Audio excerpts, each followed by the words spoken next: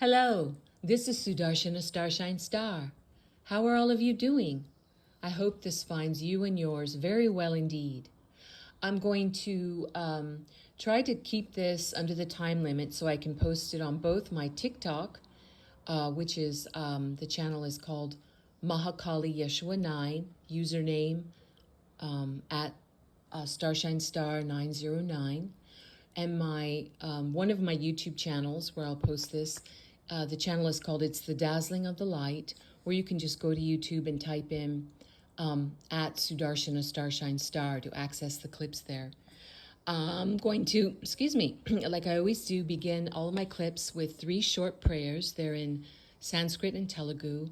It's the Guru Mantra, the Ganesha Mantra, and the Gayatri Mantra. Om, Om, Om, Guru Brahma, Guru Vishnu, Guru Devo Maheshwaraha, Guru Sakshat Parabrahmam, Tasmahi Sri Guru Vena Namaha. Om Suklam Bharataram Vishnum Sishivarnam Chatobhujam Prasanavaranam Dhyaye Sarva Vigno Prashantaye. Om Bhur Bhuva Suvaha Tat Savitur Varenyam Bargo Devasya Dhimahi Dhiyo Yo Naha Prachodayat.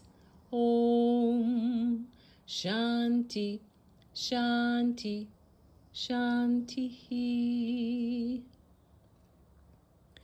All right, what I'm going to do is just to do chapter 1 of the Devi Mahatmyam, which is a very ancient, sacred, epic poem about the Mother Divine. It was written in 550 AD by Sage Markandeya. It's in the Markandeya Puranas from India. It needs to be either read aloud or listened to with attention. It's a divine tool. It really purifies you, uplifts you, blesses you. It's amazing. Let me read this little thing here that the Mother Divine said about this, about what happens when you either listen to this or read it.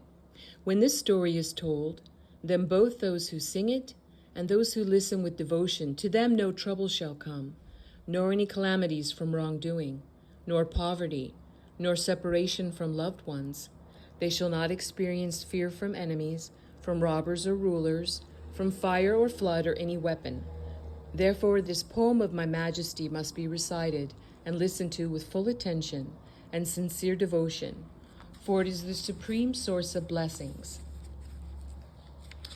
All right, here we go, chapter 1. And I might have to divide this into 2 parts, part 1a and part 1b. Chapter 1, you create all that exists.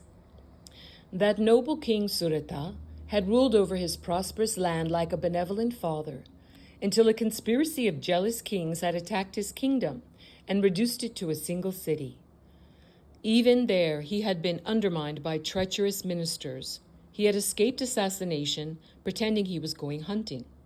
He had ridden away into the forest wilderness until he found refuge in this peaceful ashram of the Rishi Medas. King Surata was so full of grief, he could not rest. One day as he wandered, unseeing, among the gardens and trees, he discovered another man sitting by the path. This richly dressed man looked despondent. The king asked the stranger tenderly, "Who are you, sir? I feel that you have a heavy heart. What brings you here to this quiet place?" The merchant stood up.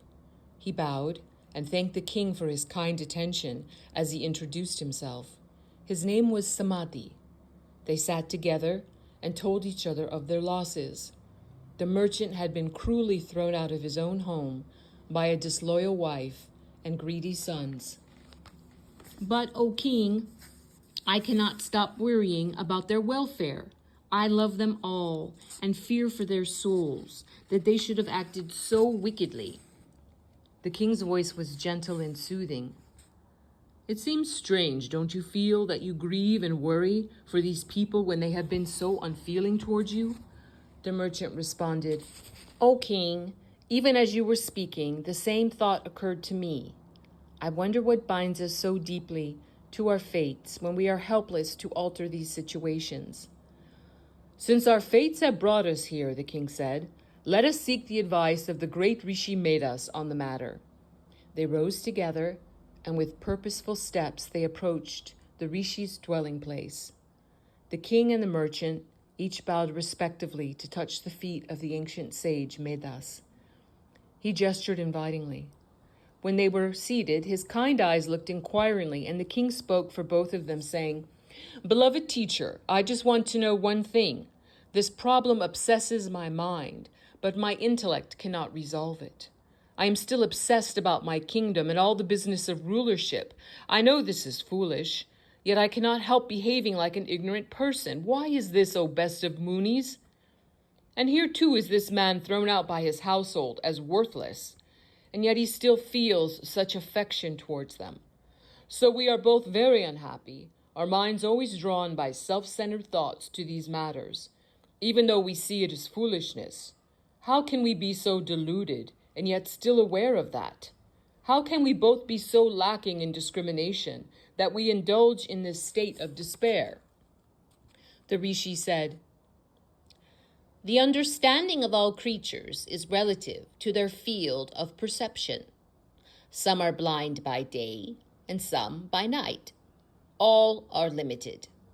Mankind is certainly not any more aware than the deer, the birds, or others. All creatures are compassionate beings. O king, as you sit mourning, can't you see the birds busy feeding their young, although they themselves are hungry? Just like you, they are bound to their offspring, expecting loyalty in return. This delusion is the power of Mahatmyam, which binds all creatures throughout their lives. This illusion makes them believe their existence is permanent. This power is the great goddess, the Devi, who actually sustains all beings, both those that move and those which do not. She even causes the contemplative sleep of Lord Vishnu at the end of the Golden Age.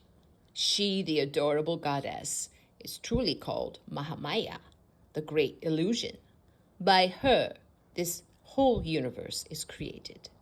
When she is pleased, she blesses mankind and brings them to their final emancipation. She is the knowledge supreme. She is the eternal cause of ultimate liberation, as well as the cause of the bondage of this worldly existence. Why then should you be amazed that she can hurl all creatures into delusion? She is the supreme knowledge. She is the sovereign of all gods. All right, beautiful listener, I think I'm going to stop this here and call this Chapter 1A, and then continue on in another clip with Chapter 1B. I like to close with a very short closing prayer. What I'm saying is, God bless all beings in all worlds. Om Loka Samasta Sukhino Bhavantu. Loka Samasta Sukhino Bhavantu. Loka Samasta Sukhino Bhavantu. Om Shanti Shanti Shanti. Yes, peace, peace, peace. All my love and big hugs to you. God bless you and yours. Please continue on to the next clip, which will be called the Devi Mahatmyam, Chapter 1B. And I'm wishing you a beautiful day, and I will see you very soon. Bye for now.